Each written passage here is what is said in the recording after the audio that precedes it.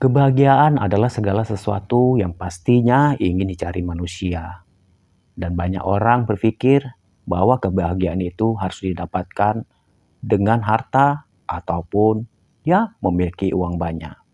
Tapi sejatinya kebahagiaan itu adalah segala sesuatu yang bisa kita dapatkan dengan cara sangat sederhana sekali. Misalnya saat ini, mungkin kamu merasakan di tempat pekerjaan kamu, ataupun di keluarga, ataupun di orang-orang sekitar kamu, di mana kamu merasa mungkin benci dengan sikap mereka yang selalu membuat kamu sakit hati. Nah, kalau kamu pernah merasakan hal ini, kamu tepat untuk menyaksikan dan mendengarkan apa yang ingin saya bicarakan. Sebelum kita membahas hal ini, seperti biasa, saya mengajak kamu untuk bersatu di dalam doa. Puji dan syukur ya Tuhan atas segala kebaikan-Mu hari ini, di mana kami masih menikmati segala kebaikan-Mu. Kau masih memberikan kami kesehatan dan nafas kehidupan. Bapa, saat ini kami ingin coba belajar tentang mencari kebahagiaan yang dengan sederhana sekali dan tetap berlandaskan kepada kebenaran firman-Mu. Berkati hamba-Mu Tuhan. Berkati juga buat mereka yang selalu setia untuk selalu mendengar kebenaran firman-Mu. Dan biarlah hikmat daripada-Mu yang kami perlukan. Saat ini, biarlah kami berserah di dalam Engkau. Hanya di dalam nama Tuhan Yesus. Kami serahkan semuanya ke dalam tangan-Mu saat ini. Haleluya. Amin. Terima kasih saudara-saudara terkasih di dalam Tuhan Yesus, di mana saya bersyukur, di mana banyak video-video yang memberikan komen-komen positif di channel saya.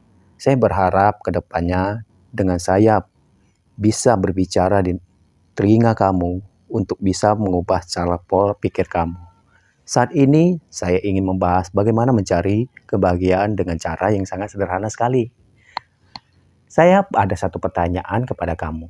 Pernah nggak kamu merasakan yang namanya sakit hati?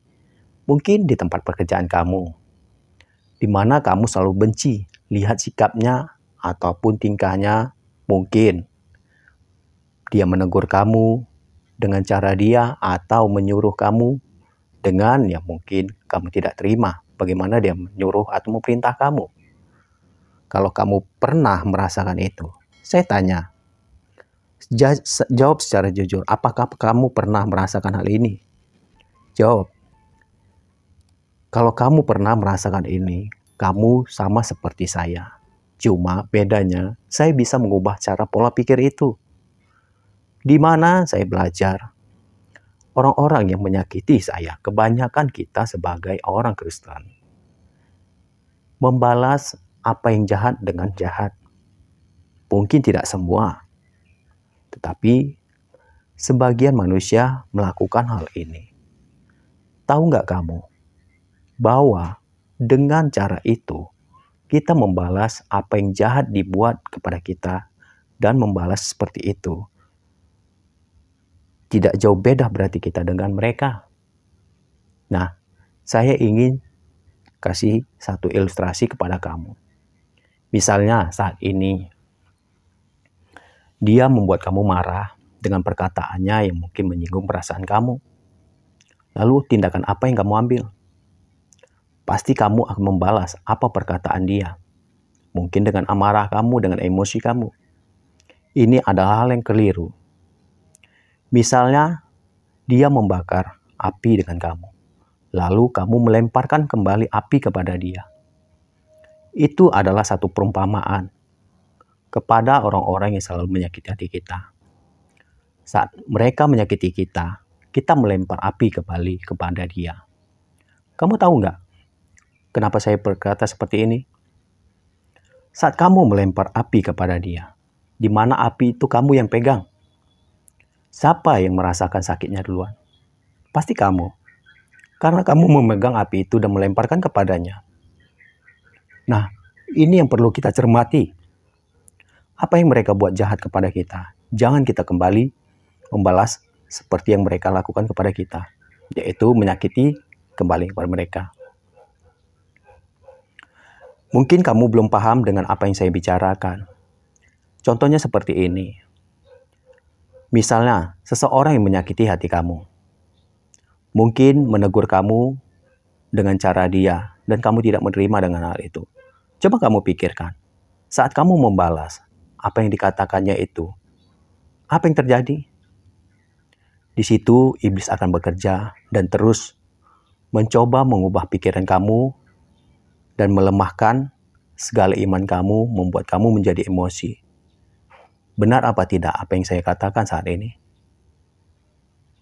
Memang tidak mudah kita untuk memperhatikan hal ini, tapi saya ingin saat ini mengajarkan bagaimana mengubah cara pola pikir kita untuk mengasihi musuh kita.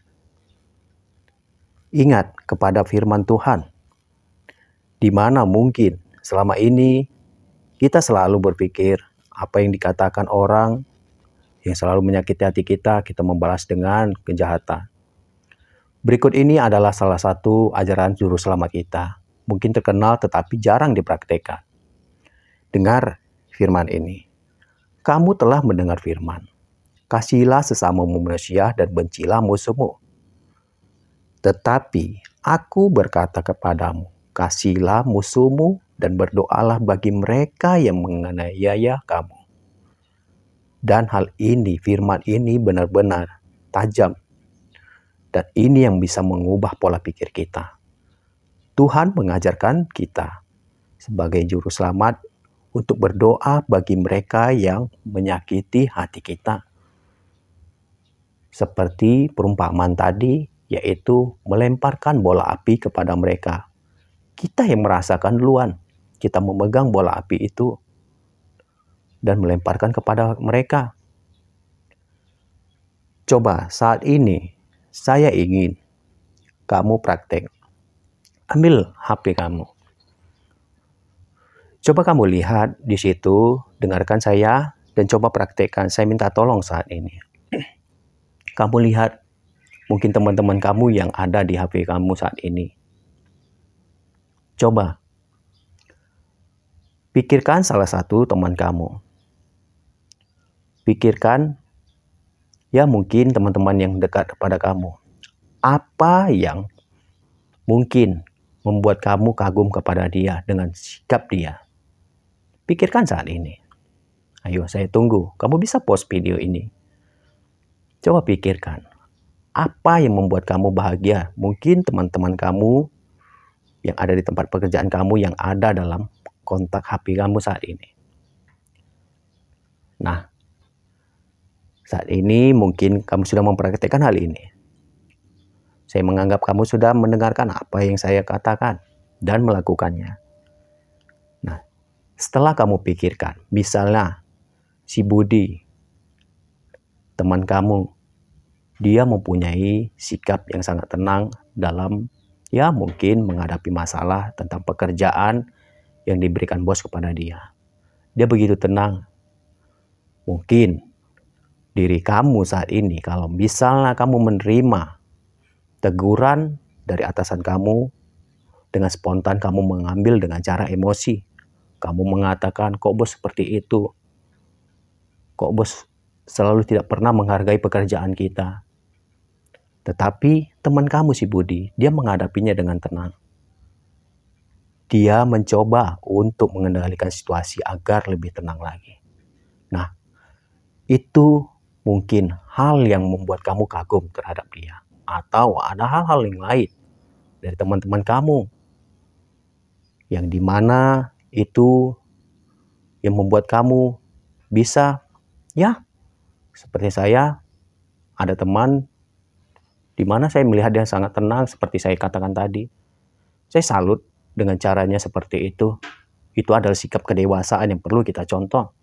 Dia tenang dalam keadaan apapun, misalnya keadaan dalam pekerjaan yang mungkin ada pekerjaan yang tidak beres dan diberi teguran dari atasan, lalu dia mengambil sikap yang sangat tenang. Ini adalah hal yang perlu kita contoh. Mungkin kebanyakan kita sebagai manusia selalu menganggap segala sesuatu teguran itu yang membuat kekurangan dalam diri kita yang tidak perlu diumbar. Tapi ini adalah salah satu contoh yang perlu kita teladani.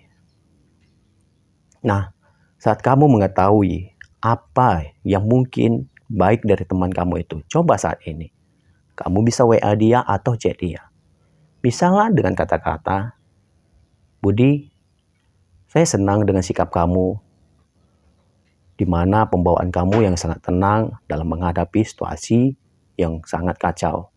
Atau misalnya teman kamu, si Dinda, Dinda, saya sangat senang dengan kamu, di mana sikap kamu, ya, selalu menerima apapun yang mereka akan katakan kepadamu. Kamu tidak mengambil dengan emosi. Ataupun dengan kata-kata lain, di mana kata-kata itu bisa memberi pujian kepada mereka. Coba praktekkan saat ini. Nah, coba lakukan. Kamu bisa post video ini. Saya tunggu. Nah, mungkin saya menganggap kamu sudah melakukan itu. Lihat bagaimana hasilnya. Pasti teman kamu yang mungkin kamu kagumi saat ini, dia mengatakan, kamu aneh ya, kok bisa tiba-tiba beri pujian kepada saya. Seperti perumpamaan tadi, saat orang marah, kamu melemparkan bola api. Apa yang kamu rasakan? Nah, di dalam perumpamaan ini, saat kamu memberikan bunga kepada orang-orang yang ada di sekitar kamu, anggap bunga itu adalah kebaikan, pujian daripada kamu. Apa reaksinya? Dari sini kamu bisa berpikir dan mendapat ilustrasi. Coba saat kamu membalas segala yang jahat dengan kejahatan, bagaimana keadaan hati kamu? Apakah kamu merasa damai, tenang? Mungkin kamu saat itu akan merasa tenang, tapi diliputi dengan rasa kekhawatiran. Apa yang akan terjadi selanjutnya? Kamu merasa tidak nyaman, mungkin di tempat pekerjaan kamu. Karena saya sendiri sudah merasakan hal ini. Di mana perlakuan-perlakuan orang yang mungkin kurang saya terima, saya membalasnya kembali dengan apa yang mereka lakukan kepada saya. Tapi apa? Hilang rasa damai di dalam hati saya. Dan berjalannya seiring waktu, kita merasa kaku dalam melakukan segala pekerjaan kita karena hal itu. Ini saya sadari. Kamu pernah pasti merasakan seperti yang saya rasakan saat ini. Nah, tetap berpegang kepada firman Tuhan tadi. Tetap doakanlah musuhmu, apa yang mereka perbuat. Karena di sini satu yang saya bangga sebagai orang Kristen, yaitu belajar mengasihi musuh. Bukan membalas musuh atau menjauhi mereka. Tuhan mengajar kita untuk mengasihi musuh. Ini yang perlu kita tanamkan.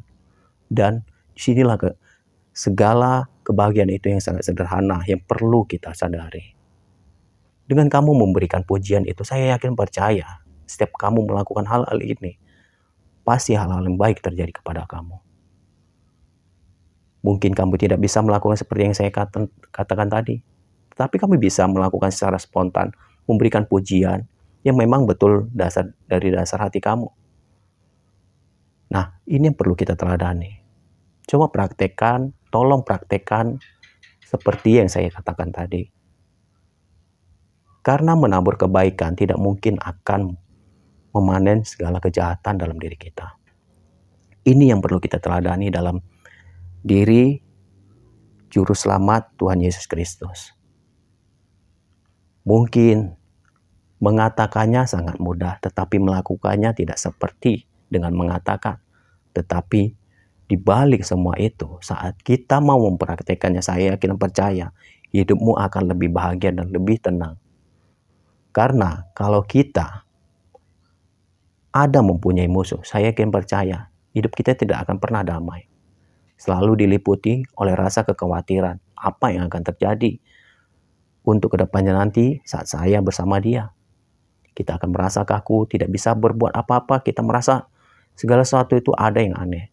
Tapi saat kita hadirkan damai dalam hati kita dan kepada orang-orang di sekitar kita, saya yakin percaya rasa tenang itu akan hadir dalam dirimu. Nah, saat ini yuk saya mengajak kamu untuk bersatu di dalam doa. Terima kasih Allah Bapakku, terima kasih Yesusku, di mana hari ini kami belajar tentang bahagia dengan cara sangat sederhana sekali. Bapa, Engkau mengajarkan kami untuk mengasihi dan berdoa bagi musuh-musuh kami. Kami tahu Tuhan, ini sangat susah, tapi kami yakin percaya saat kami ingin belajar dan tetap minta hikmat daripada-Mu, kami bisa lakukan itu semua. Dan saat ini juga Tuhan, aku berdoa buat mereka mungkin yang mengalami kepahitan. Tuhan, lepaskanlah mereka dari kepahitan itu dan belajar untuk bersandar di dalam Engkau dan kepada kebenaran firman. Terima kasih Allah Bapakku, terima kasih Yesusku. Hari ini kami ingin melakukan apa yang terbaik buat Engkau. Dan kami serahkan semuanya, segala aktivitas kami hari ini ke dalam tangan-Mu. Haleluya. Amin. Baiklah saudara-saudara terkasih dalam Tuhan Yesus, saya yakin dan percaya ketika kamu bisa melakukan ini, pasti ada dalam perubahan dalam hidup kamu. Dan jika kamu bisa menerima apa yang saya sarankan, saya mohon, saya ingin kamu klik jempol ke atas, memberikan apresiasi kepada saya. Apa yang saya sarankan ini mungkin kamu bisa terima. Dan biarlah kiranya damai Tuhan Yesus Kristus hadir dalam hati kita. Saya Roni, saya ingin pamit. Haleluya. Amin.